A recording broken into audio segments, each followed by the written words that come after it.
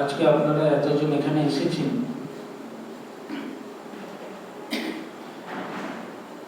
আমি ভেবেছিলাম দাদা বছরের প্রথম দিন করোনার আতঙ্কে বাড়ি থেকে অনেকে বেরোবেন না বা এরকম কিছু একটা। তো আজকে শ্রী শ্রী ঠাকুর মা স্বামীজি চরণে প্রণাম জানিয়ে আজকের নববর্ষে বছরের এই প্রথম দিনটা আমরা সকলে মিলিত হয়েছি রামকৃষ্ণ বেদান্ত মঠ প্রাঙ্গণে। এখানকার সম্পাদক শ্রীমৎ স্বামী আত্মবোধানন্দজি মহারাজ তিনি আমাকে আজকের এই যে বছরের প্রথম দিনের এই পূর্ণ লগ্নে পূর্ণ সময়ে আমাকে এখানে বলার সুযোগ করে দিয়েছেন। এখন কথা হচ্ছে, এটি সম্পূর্ণ গানের অনুষ্ঠান নয়, গান আমি গাইব। এই গানটি অনুষ্ঠানটির নাম দেওয়া হয়েছে কথায় গানে কথামৃত। তো কথাও থাকবে, গানও থাকবে। বছরের এই প্রথম দিনে আমরা পুরনো যা কিছু জীর্ণ দীর্ণ যা কিছু সমস্ত কিছুকে পিছনে ফেলে আমরা একটি নতুন বছরে পদার্পণ করলাম। এই নতুন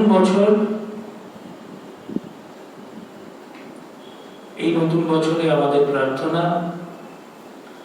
আমাদের সার্বিকভাবে সকলের মঙ্গল হোক,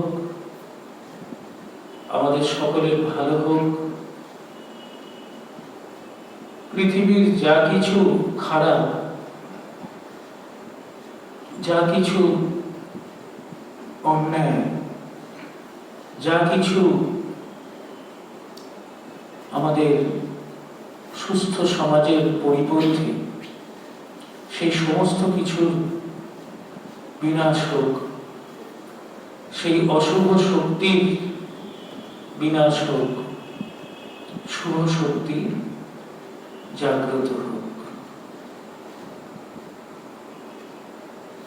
এখন এই যে শুভ শক্তি জাগ্রত হোক কথাটা আমরা কাল থেকে ঘোরাফেরা করছে। আজকে সারাদিন আমার কাছে প্রচুর মেসেজ এসছে যে শুভ শক্তি জাগ্রত হোক, অশুভের বিনাশ হোক। এই শুভ শক্তি যে জাগ্রত হবে, সেই জাগ্রত হওয়ার জন্য আমরা যারা মানুষ, আমাদের যারা পৃথিবীতে আমরা যারা জন্মগ্রহণ করেছি, ঈশ্বর আমাদের প্রেরণ করেছেন এই পৃথিবীতে, আমরা যথার্থ মানুষ, যথার্থ পূর্ণাঙ্গ একটি মানুষ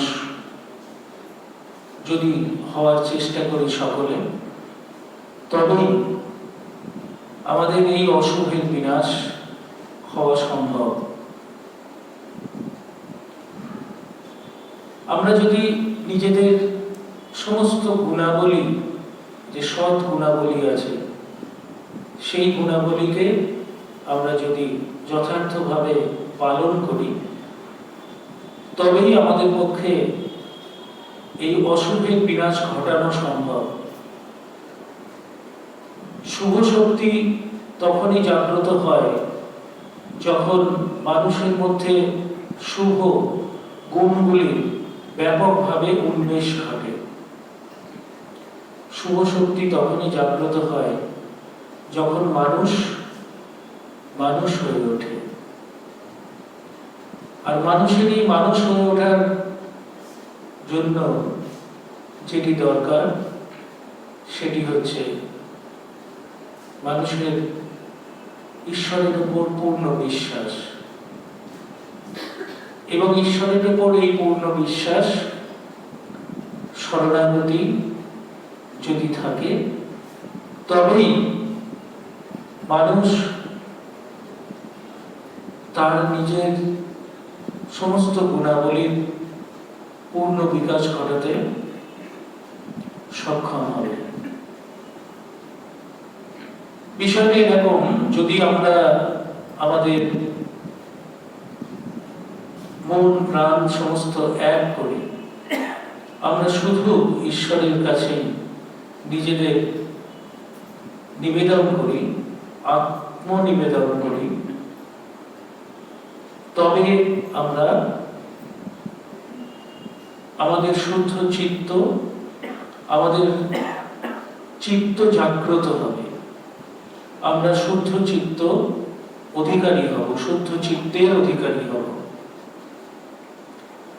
তাই শরণাগতি আমাদের শাস্ত্রে এবং আমাদের প্রতিনিয়ত জীবনে একটি বহু আলোচ্য বিষয়, এবং এটি একটি গুরুত্বপূর্ণ বিষয়, যে সমস্ত কিছু ছেড়ে দিয়ে ঈশ্বরের শ্রীপাদ পদ্মে নিজেকে সম্পূর্ণ সমর্পণ করা, সেটাই হচ্ছে পূর্ণ শরণাগতি। আমরা মহাভারতে দেখি অর্জুনকে শ্রীকৃষ্ণ যখন শরণাগতির শিক্ষা দিচ্ছেন, তখন তিনি তাকে বলছেন যে অর্জুন, তোমার জ্ঞানের চিন্তা, অজ্ঞানের চিন্তা, ন্যায়ের চিন্তা, অন্যায়ের চিন্তা, যুদ্ধের চিন্তা, শান্তির চিন্তা, সমস্ত কিছু আমার উপর সমর্পণ করো, আমাকে সমর্পণ করো। আর আমি যা করছি, আমি যা করতে বলছি, সেই পথে তুমি অগ্রসর হও। কারণ পূর্ণ শরণাগতি যদি তুমি আমার উপর তোমার যদি থাকে, আমার উপর যদি পূর্ণ শরণাগতি তোমার থাকে এবং পূর্ণ বিশ্বাস তোমার থাকে, তাহলে আমার দেখানো পথে তুমি চলো। তুমি এই যে দ্বিধা করছো যে আমার ভাই, আমার আত্মীয় পরিজন কুরুক্ষেত্র যুদ্ধে তারা সবাই অংশগ্রহণ করেছে, আমার হাত দিয়ে এদের কি করে মৃত্যু হবে, এই দ্বিধা তোমার মধ্যে আর থাকবে না যদি তুমি পূর্ণ শরণাগতি, আমার পূর্ণ শরণাগতি প্রাপ্ত হও। তো শ্রীকৃষ্ণের এই যে কথাটি, ন্যায়ের চিন্তা, অন্যায়ের চিন্তা, যুদ্ধের চিন্তা, শান্তির চিন্তা, অথবা জ্ঞানের চিন্তা, অজ্ঞানের চিন্তা, এই সমস্ত কিছু ঈশ্বরের শ্রীপাদ পদ্মে অর্পণ করার কথা শ্রীকৃষ্ণ বলছেন। তো শরণাগতি এইটাই, যেটি মানুষের সমস্ত কিছু সেই ঈশ্বরের শ্রীপাদ পদ্মে মানুষ সমর্পণ করেন। তার ভালো মন্দ, ন্যায় অন্যায়, সুখ দুঃখ, আনন্দ, সমস্ত কিছু যেন তাকেই সমর্পণ করা হয়। এটা ওই জায়গা থেকে উৎস মুখটা হচ্ছে এইটা, সৃষ্টিকর্তা, আমরা তার অংশবিশেষ, এবং আমরা তার যে সৃষ্টির অংশ হিসেবে তাকে আমাদের সৃষ্টি করার কারণ, যেহেতু তিনি জগৎ কারণ। জগৎ কারণ কে? জগৎ কারণ হচ্ছে ব্রহ্ম। এই যে জগতের সৃষ্টির যে কারণ তিনি, তার কাছে আমাদের তো কৃতজ্ঞ থাকা উচিত, কারণ আমরা আজকে এই যে মহামূল্যের জীবনটি পেয়েছি, সেটি তারই, শুধুমাত্র তারই অবদান।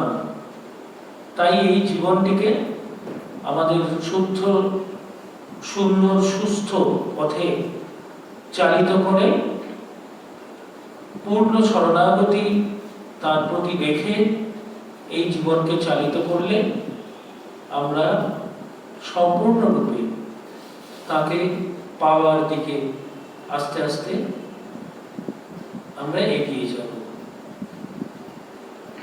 তো বছরের আজকে এই প্রথম দিনে আমাদের একটাই প্রার্থনা থাকুক, ঈশ্বরের কাছে আমাদের যেন পূর্ণ শরণাগতি থাকে, আমরা যেন আমাদের সমস্ত কিছু ন্যায় অন্যায়, ভালো মন্দ, সুখ দুঃখ, আনন্দ বিষাদ সব কিছু যেন আমরা সর্বদা তাকেই, একমাত্র তার সঙ্গেই যেন ভাগ করে নিই এবং তাকেই যেন অর্পণ করি। যদি অর্পণ করতে হয় যেন তাকেই করি। তিনি হচ্ছেন জগৎকারণ।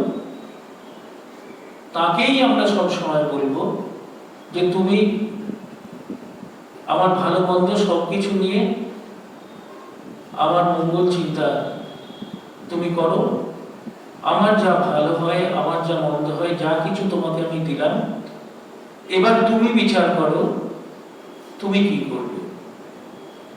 তো আজকের দিনে আসুন আমরা সবাই একটা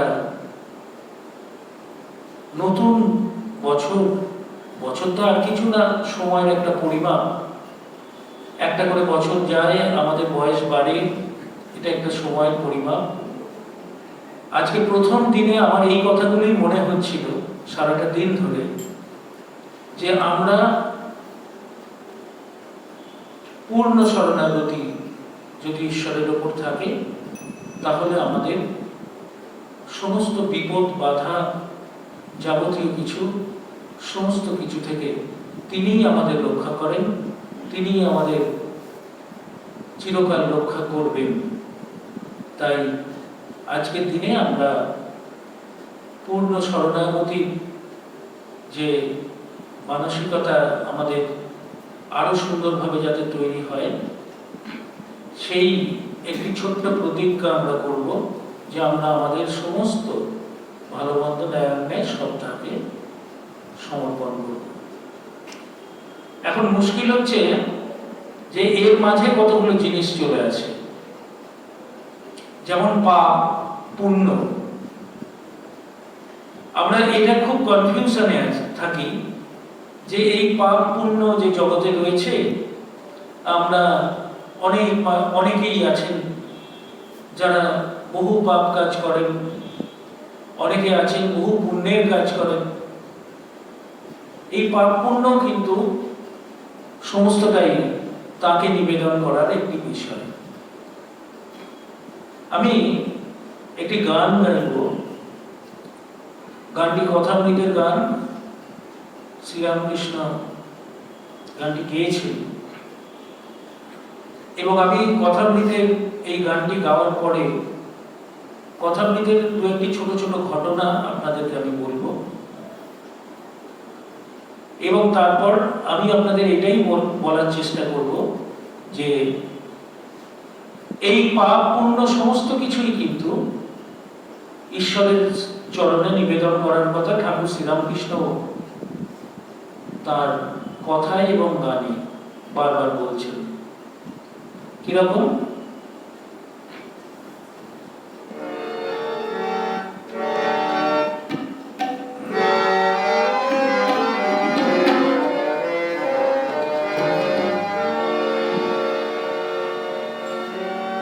আমি দুর্গা দুর্গা দুর্গা বলে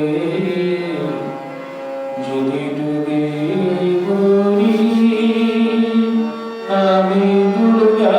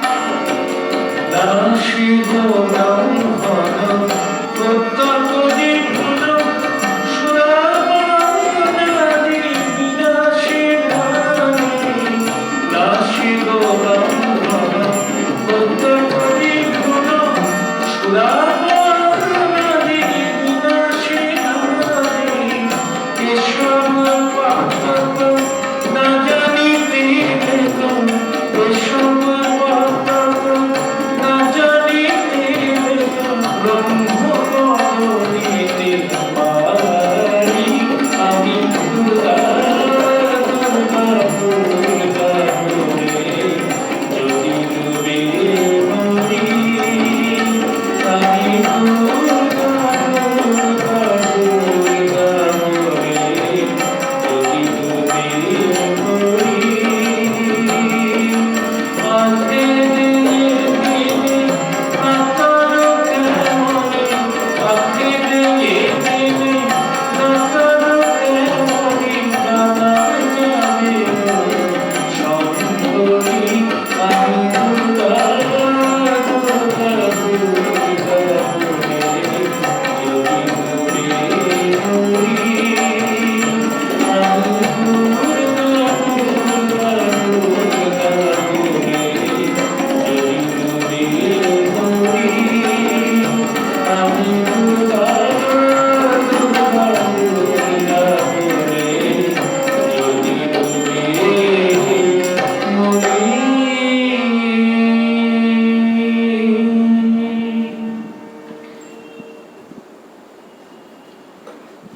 এই যে গানটি আমরা দেখছি শ্রীরামকৃষ্ণ বহুবার গেয়েছেন।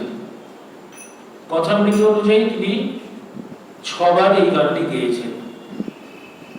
আমি একটু কথামৃত থেকে ছোট্ট করে পড়ি, তাহলে গানটির বিষয়বস্তুটা আপনাদের কাছে পরিষ্কার হবে।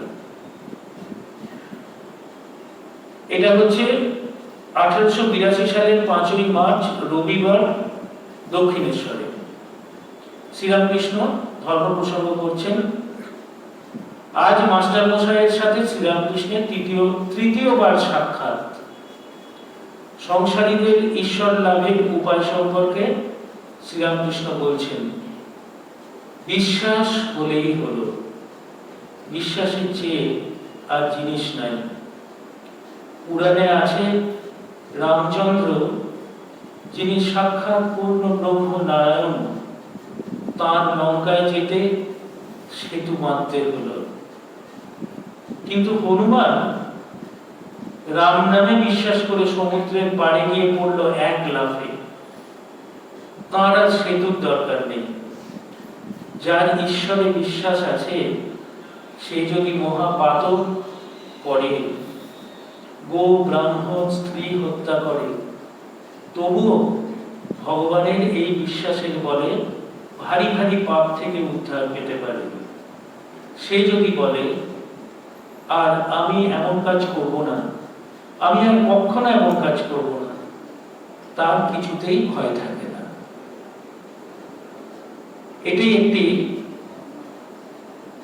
ঘটনা। আর এই গানটা শ্রীরামকৃষ্ণ ঈশ্বরচন্দ্র বিদ্যাসাগরকে শুনিয়েছিলেন। ঈশ্বরচন্দ্র বিদ্যাসাগরের বাড়িতে ঈশ্বরচন্দ্র বিদ্যাসাগরকে এই গানটি শুনিয়েছিলেন। 1882 সালের 5ই আগস্ট শনিবার বাদুর বাগানে শ্রীরামকৃষ্ণ বিদ্যাসাগরের সাথে দেখা করতে তার বাড়ি এসেছেন এবং বলছেন, যদি তাঁতে বিশ্বাস থাকে তাহলে পাপই করুক আর মহাপাতকই করুক, কিছুতেই ভয় নাই। বিদ্যাসাগরকে তিনি এই কথাটি বলে এই গানটি শোনাচ্ছেন। একটি শব্দ লক্ষ্য করবেন যে বিশ্বাস, বারবার ঠাকুর এই কথাটা বলছেন যে যদি তাতে বিশ্বাস থাকে। আরেক বিখ্যাত মানুষকে এই গানটি শ্রীরামকৃষ্ণ শুনিয়েছিলেন। ঘটনাটা ছোট্ট করে বলি। 1882 সালের 27 অক্টোবর গঙ্গাপক্ষে কোজাগরী লক্ষ্মী পুজোর দিনে বিকেল বেলা শ্রীরামকৃষ্ণ কেশব সেনের সঙ্গে গঙ্গাপক্ষে জাহাজে ভ্রমণ করছেন। জাহাজে করে গঙ্গায় ঘুরছেন। বিজয়কৃষ্ণ গোস্বামী ও অন্যান্য ব্রাহ্ম ভক্তরাও রয়েছেন। সেই দিনের পরিমণ্ডলটা ছিল পুরোপুরি ব্রাহ্ম পরিমণ্ডল, সমস্ত ব্রাহ্ম ভক্তরা ছিল। ব্রাহ্ম ভক্তদের প্রতি শ্রীরামকৃষ্ণ বলছেন, মনেতেই বদ্ধ, মনেতেই মুক্ত। যে রাত দিন আমি পাপী এই করে, সে তাই হয়ে যায়। ঈশ্বরের নামে এমন বিশ্বাস হওয়া চাই কি আমি তার নাম করছি, আমি তার নাম করছি, আমার আবার পাপ থাকবে? এই কথাটা বলতে চাইছেন।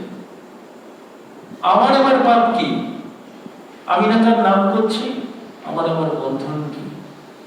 আমার আবার পাপ কি? আমার আবার বন্ধন কি? আমি তার নাম করছি। কিন্তু এই যে তিনটি ঘটনা আপনাদের আমি বললাম, 3 দিন ঠাকুর গানটি গাইলেন, এখান থেকে একটি শব্দ উঠে এলো। সেই শব্দটি হচ্ছে বিশ্বাস। পূর্ণ বিশ্বাস যদি ঈশ্বরের উপর থাকে, তাহলে কোনো চিন্তার কোনো কারণ থাকে না।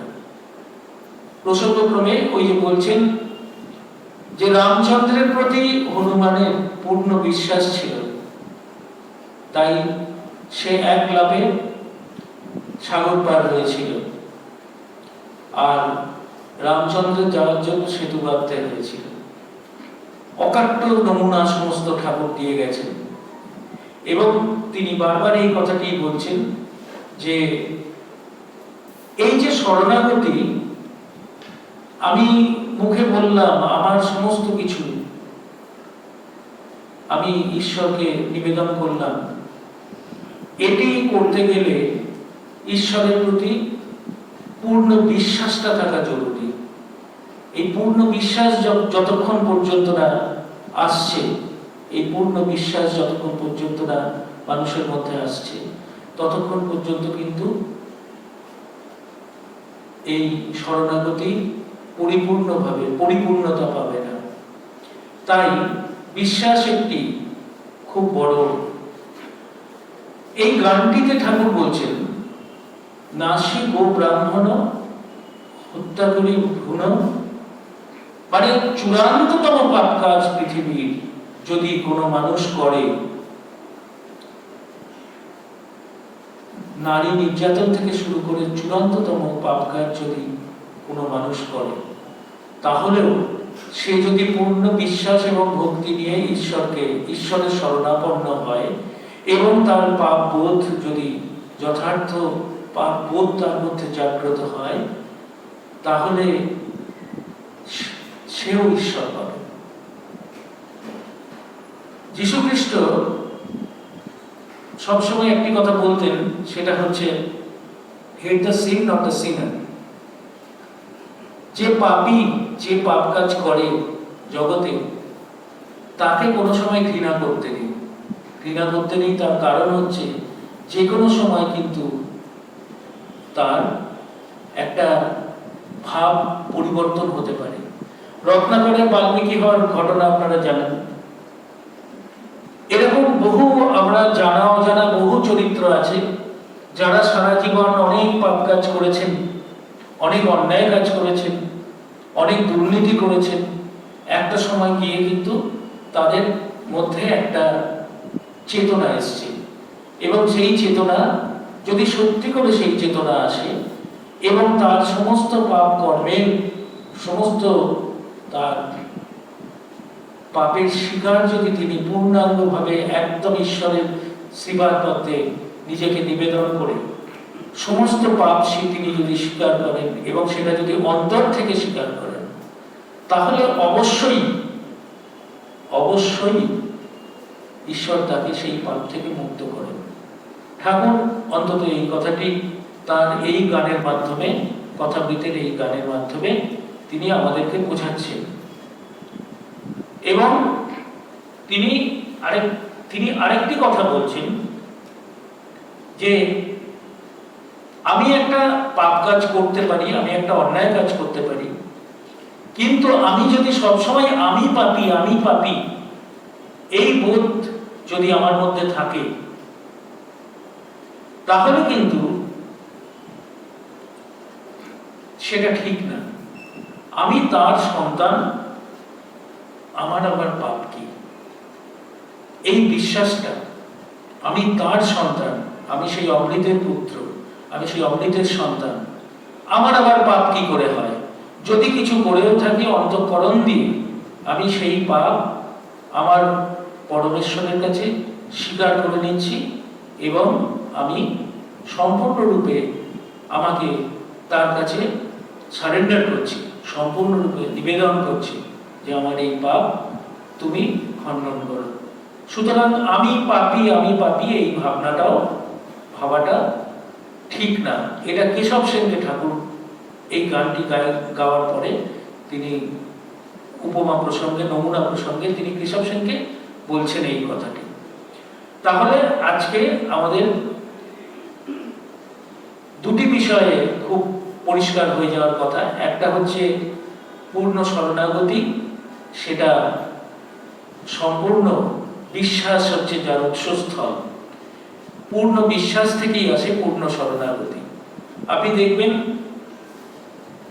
কেউ কেউ এমন আছে যে একটা অন্যায় কাজ করলো, অন্যায় কাজ করার পর এই বিভিন্ন মন্দির টন্দির সেখানে গিয়ে ঠাকুরকে পুজো টুজো দিয়ে, ঠাকুর আমি অন্যায় করেছি, এই করেছি, ওই করেছি, আমাকে তুমি ক্ষমা করো, কপাল ঠুকছে, হ্যাঁ, এই 108 মালা দিচ্ছে, সব কিছু করছে, করে টোরে সব কিছু করে টোরে সে বাড়ি চলে এলো।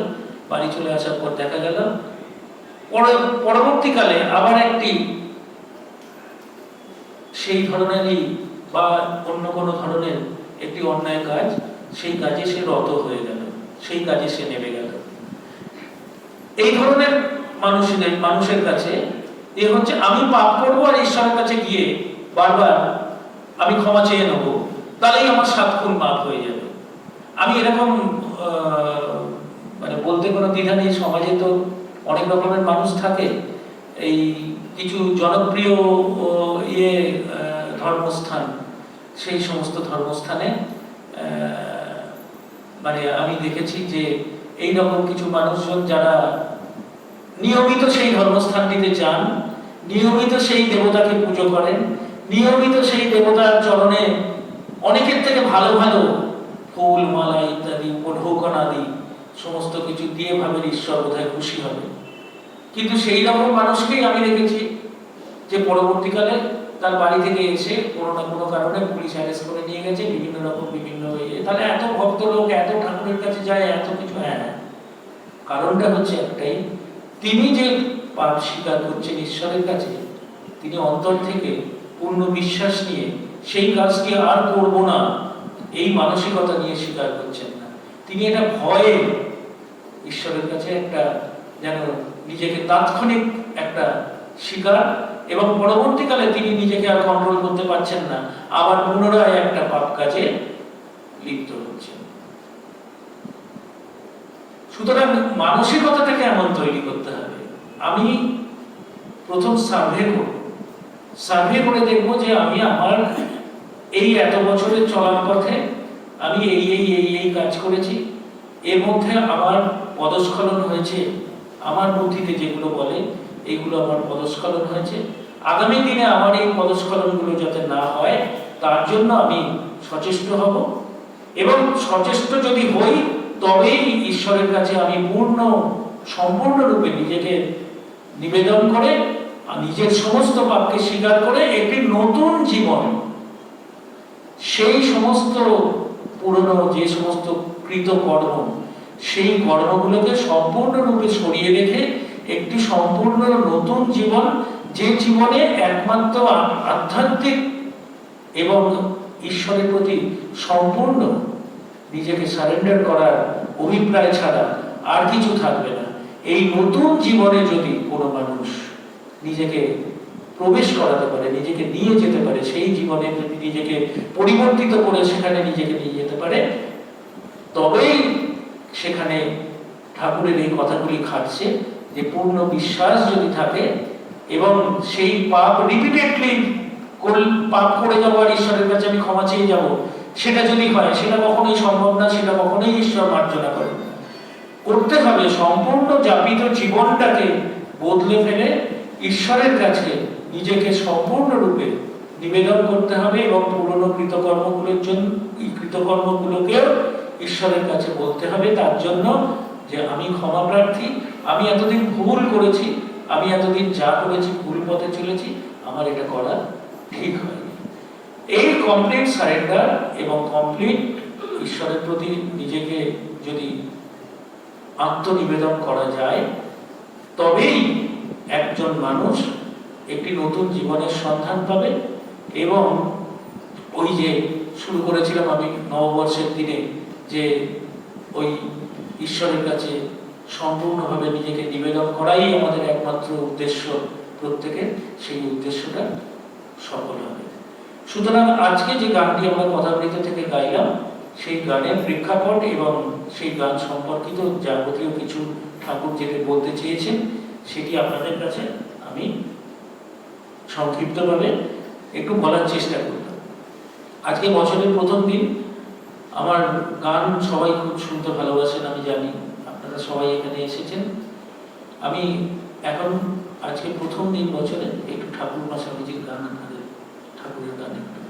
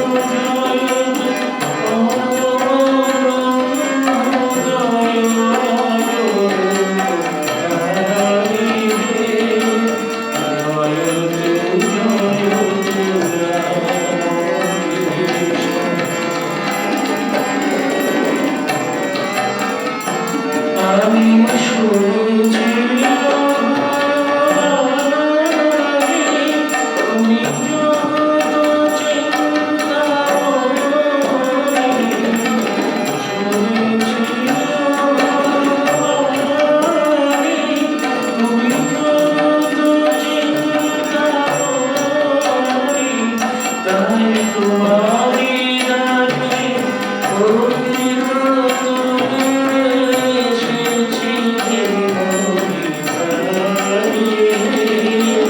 তোমারি নামে অতীত তুলে এসেছি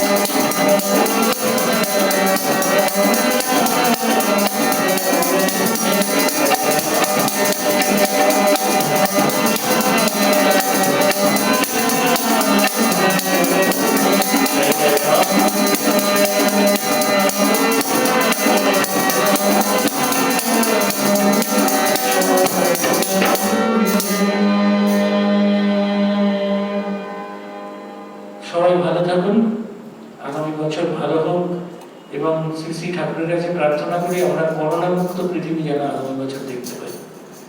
কারণ এই যে আজকে আমি আপনাদের এখানে এসেছি, এই অনুষ্ঠানও আগামী দিনে আবার চালানো যাবে কিনা সেটা চিন্তার ব্যাপার হয়ে দাঁড়াচ্ছে, কারণ এই করোনার প্রকোপ আবার বাড়তে শুরু করেছে। আমাদের এখন অহরাত্র একটি প্রার্থনা শ্রী শ্রী ঠাকুরের কাছে, পৃথিবীকে মহামারী মুক্ত করো। তবুও আজকে আমরা আনন্দটাকে একদম দুঃখ দিয়ে চাপা দিয়ে দেব না, আমরা আনন্দের দিকটাও দেখব যে আমরা সকলে ভালো আছি, আমরা সকলে তার কথা স্মরণ করতে পারছি, আমরা সকলে তাকে স্মরণ মননের জন্য নিজেরা একনিষ্ঠভাবে তার শ্রীচরণে নিজেদের মগ্ন রাখতে পারছি।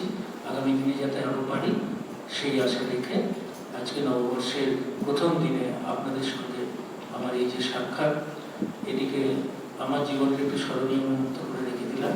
সবাই ভালো থাকুন।